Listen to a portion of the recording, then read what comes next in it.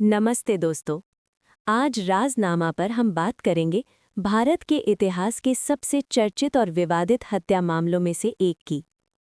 एक ऐसा केस जिसने न केवल मीडिया और जनता को हिलाकर रख दिया, बल्कि भारत की न्याय व्यवस्था से जूरी प्रणाली को हमेशा के लिए खत्म कर दिया।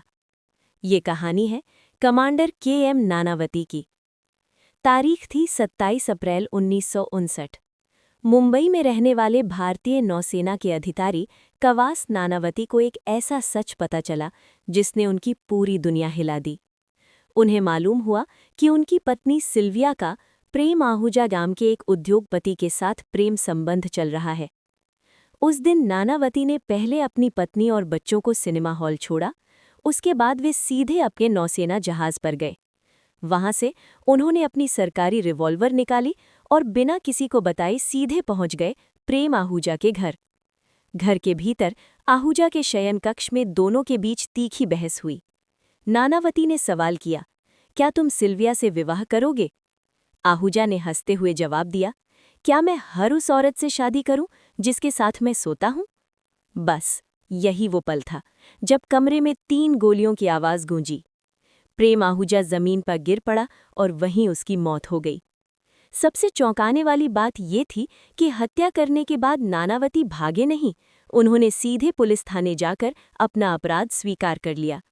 लेकिन जैसे ही मामला अदालत पहुंचा, पूरा देश 2 हिस्सों में बंट गया।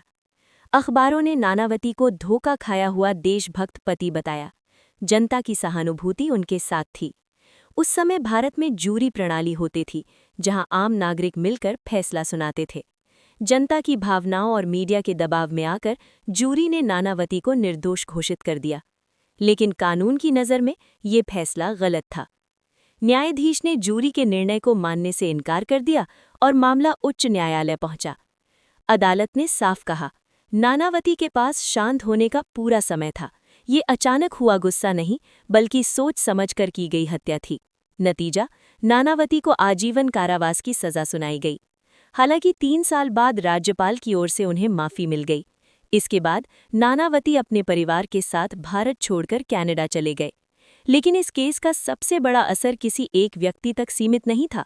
सरकार को समझ आ गया कि साधारण लोग जब जूरी बनते हैं तो वे कानून से ज्यादा भावनाओं में बह सकते हैं।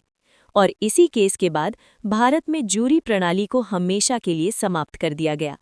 इस कहानी से प्रेरित होकर फिल्म रुस्तम बनाई गई। अब सवाल आपसे है, क्या नानावती को मिली माफ़ी सही थी या कानून के साथ समझौता किया गया? अपनी राय नीचे टिप्पणियों में ज़रूर लिखिए। ऐसी ही सच्ची, रहस्यमयी और अंधेरे सच से भरी कहानियों के लिए चैनल को सब्सक्राइब करना न भूलें। राजनामा, जहां हर सच के पीछे छिपा है एक राज।